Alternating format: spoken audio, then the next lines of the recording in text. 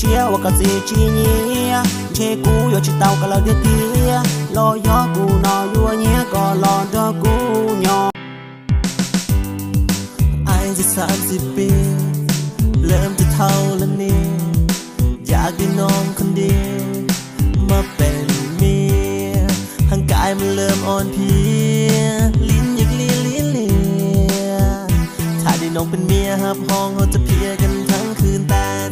ที่พอบ่มักยานบ่ได้น้องเป็นเมียคักหรือที่ใส่วิธีจอบรักตัวน้องมา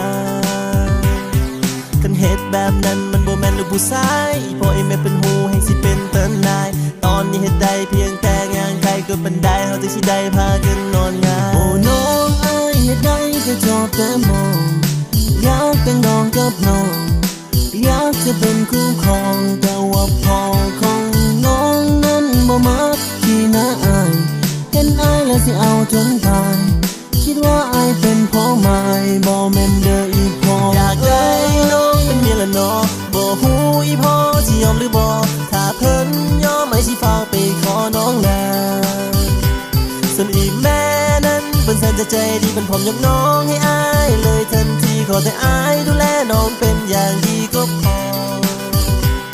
อยากได้น้องเป็นเมียละเนาะบ่ฮู้อีพ่อสิยอมหรือบ่ถ้าเพิ่นยอมอายสิฟ้าไปขอน้องนา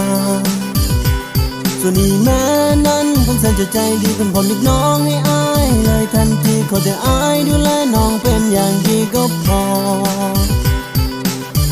ก็เนี่ยเชียจงก็สิเชียยองก็เนี่ยเชียจงก็สิเชียยองดูเชียว่าก็สิจีเนียเชกูยอชิเตาก็เราเดียเดียรอยอกูนอยัวเนียก็รอดอกูยอง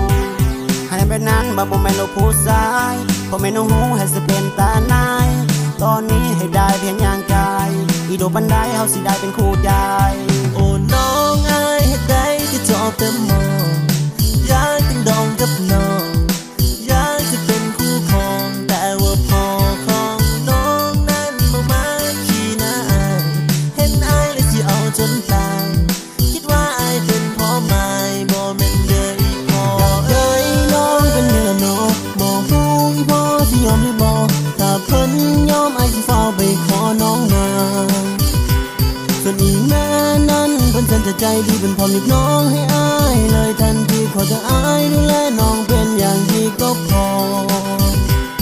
อยากได้น้องเป็นเมียละน้องบ่ฮู้อีพ่อสิยอมหรือบ่ถ้าเพิ่นยอมอายสิเฝ้าไปขอน้องนาง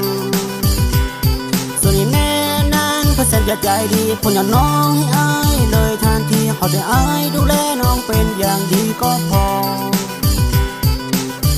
ก็เนี่ยเชียจงก็สิเชียยองก็เนี่ยเชียจงก็สิเชียยองก็เนี่ยเชียจงก็สิเชียยองก็เนี่ยเชียจงก็สิเชียยองอีแม่ใจดีแต่อีพ่อคือใจดำอีแม่ใจดีเป็นยังอีพ่อคือใจดำเป็นเมียละน้องบ่ฮู้อีพ่อสิยอมหรือบ่ถ้าเพิ่นยอมอายสิเฝ้าไปขอน้องนาส่วนอีแม่เส้นใจดีคนยงน้องให้อายเลยทันทีพอได้อายดูแลน้องเป็นอย่างดีก็พออยากได้น้องเป็นเมียละเนาะบ่ฮู้อีพ่อสิยอมหรือบ่ถ้าเพิ่นยอมให้สิฟ้าไปขอน้องนาส่วนอีแม่นั้นเพิ่นแสนจะใจดีเป็นพร้อมยกน้องให้อ